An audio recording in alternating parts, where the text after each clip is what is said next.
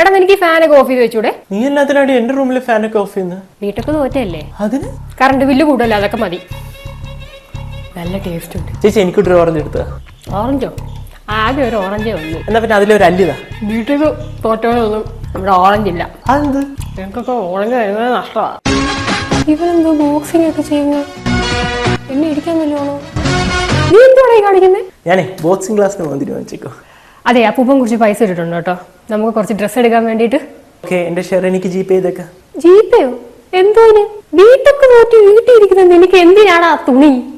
അതൊക്കെ പണ്ട്. അടുത്ത ആഴ്ച ബിടെക് സർട്ടിഫിക്കറ്റ് വീട്ടിൽ വരും കേട്ടോടി ചേച്ചി.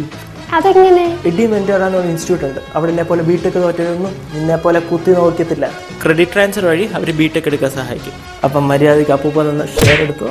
ഷെയറൊക്കെ ഞാൻ തരാം. അതെ, ഈ PG തോറ്റവർക്കും അവർ ഈ ഹെൽപ്പൊക്കെ ചെയ്ത് കൊടുക്കുന്നുണ്ടോ? ഇത് ചോദിക്കാൻ കാരണം എന്നാ? അതെ, PGയുടെ റിസൾട്ട് വന്നായിരുന്നു, ഞാൻ ഫെയിലായടാ. അച്ഛനോട് പേടിച്ച് ഞാൻ പറഞ്ഞില്ല. ആഹാ, നീ പേടിക്കണ്ട. PG എന്നല്ല, ഏത് കോഴ്സാണെങ്കിലും ഇവർ ക്രെഡിറ്റ് ട്രാൻസ്ഫർ വഴി സർട്ടിഫിക്കറ്റ് എടുക്കാൻ സഹായിക്കും. അല്ലേ, എന്നിട്ടാണല്ലേ നീ വീട്ടിൽ കിടന്ന് ഇത്ര ഷോ ആയി കാണിച്ചേ? അത് പിന്നെ നമുക്കിത് അച്ഛനോട് അവതരിപ്പിച്ചാലാ? അച്ഛനോട് പറയരുത്. എങ്കിൽ എനിക്ക് ബോക്സിംഗ് ക്ലാസ് പോകുന്ന സമയമായി. ഇപ്പോൾ ഒരു ഗ്ലാസ് ഹോളിക്സ് എടുത്തോണ്ട് വാ. ശരിയല്ല ചേച്ചി, ഇനി വീട് കുറച്ച് എൻ്റെ അണ്ടറിലായിരുന്നു.